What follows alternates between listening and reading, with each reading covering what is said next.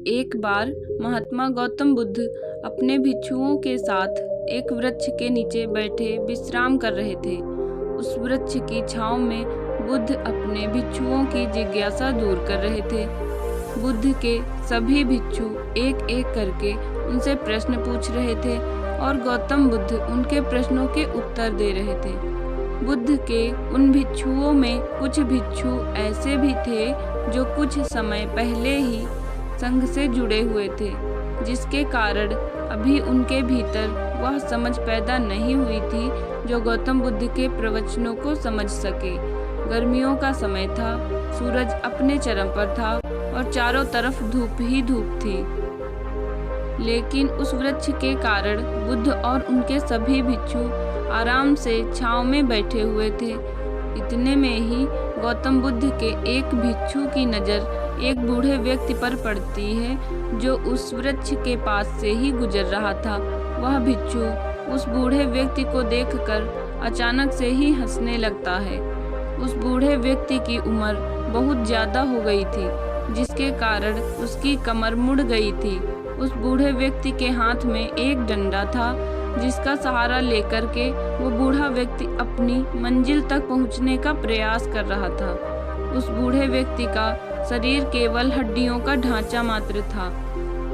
अपने भिक्षु को हंसते हुए देख बुद्ध उससे कहते हैं कि मेरे प्रिय भिक्षुओं, कृपा कर हंसो मत, क्योंकि जिस व्यक्ति को देखकर तुम अभी हंस रहे हो वो कोई साधारण व्यक्ति नहीं है, बल्कि वह व्यक्ति इसी क्षण तुम्हारे जीवन को रूपांतरित करने की क्षमता रखता है। जो आज तक मैं तुम्हें नहीं सिखा पाया, वह यह बूढ़ा व्यक्ति तुम्हें सिखा रहा है।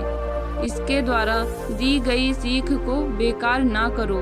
बुद्ध की ये बात सुनकर वह भिक्षु बुद्ध से कहता है कि मुझे क्षमा करें बुद्ध, पर मुझे ये समझ नहीं आ रहा है कि जो एक बूढ़ा व्यक्ति जो खुद अपने शरीर और अपनी बीमारियों से लाचार है, वो मुझे क्या सिखा सकता है।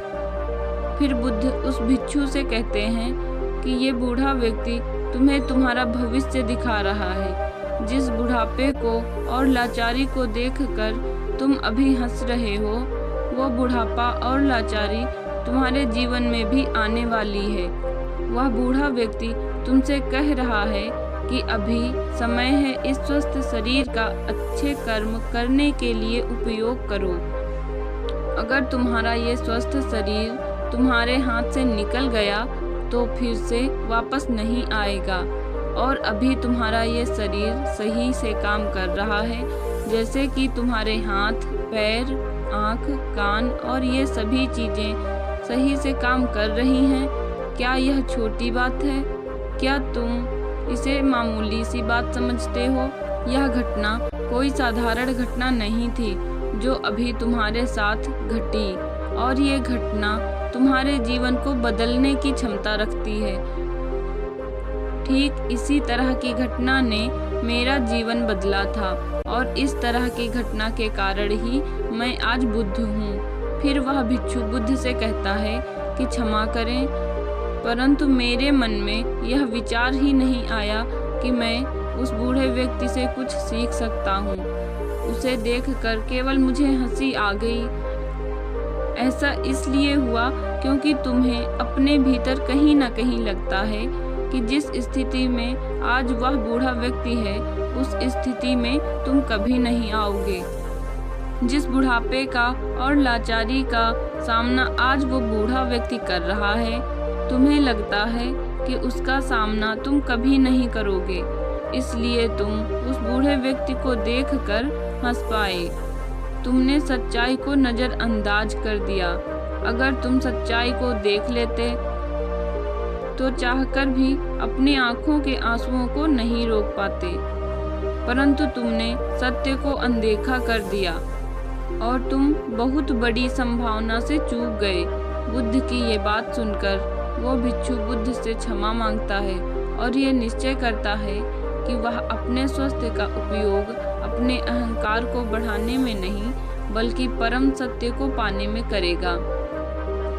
तो दोस्तों, हो सकता है कि आप बड़ी से बड़ी समस्याओं में हो, या हो सकता है कि आप बड़ी परेशानियों में हो, लेकिन फिर भी एक बात को हमेशा ध्यान में रखना है कि जब तक आपका स्वास्थ्य ठीक है तब तक आप किसी भी बड़ी से बड़ी समस्या से बाहर आ सकते हैं।